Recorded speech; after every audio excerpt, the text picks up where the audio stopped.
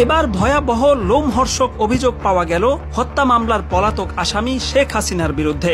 তিনি নিজে জেলখানায় ঢুকে মেজর বজলুল হুদাকে জবাই করে হত্যা করেছেন। একজন ক্ষমতাসীন প্রধানমন্ত্রী কিভাবে রাতের আধারে জেলখানায় ঢুকে একজন ব্যক্তিকে জবাই করে হত্যা করতে পারে, এটি সবার কাছেই অবিশ্বাস্য ব্যাপার মনে হয়েছিল। যদিও এই কথাটি সেই 2010 সাল থেকেই বাতাসে ভেসে বেড়াচ্ছে।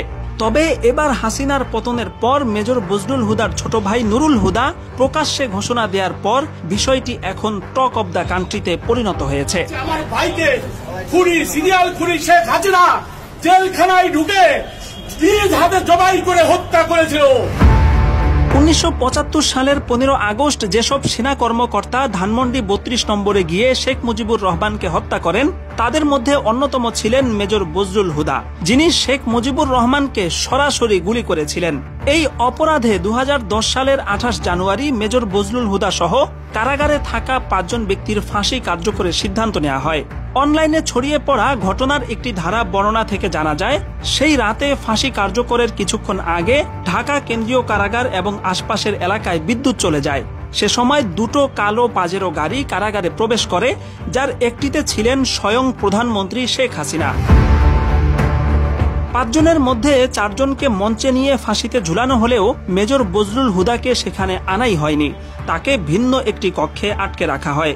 তিনি যেহেতু শেখ মুজিবকে সরাসরি গুলি করেছিলেন, এই কারণে তার কাছ থেকে শেখ হাসিনা সরাসরি প্রতিশোধ নিতেই মূলত কারাগারে হাজির হয়েছিলেন। ঘটনার বিবরণী থেকে জানা যায়, গরুকে জবাইয়ের সময় যেভাবে চেপে ধরা হয়, ঠিক সেভাবে 4 জন ব্যক্তি মেজর হুদাকে চেপে ধরে।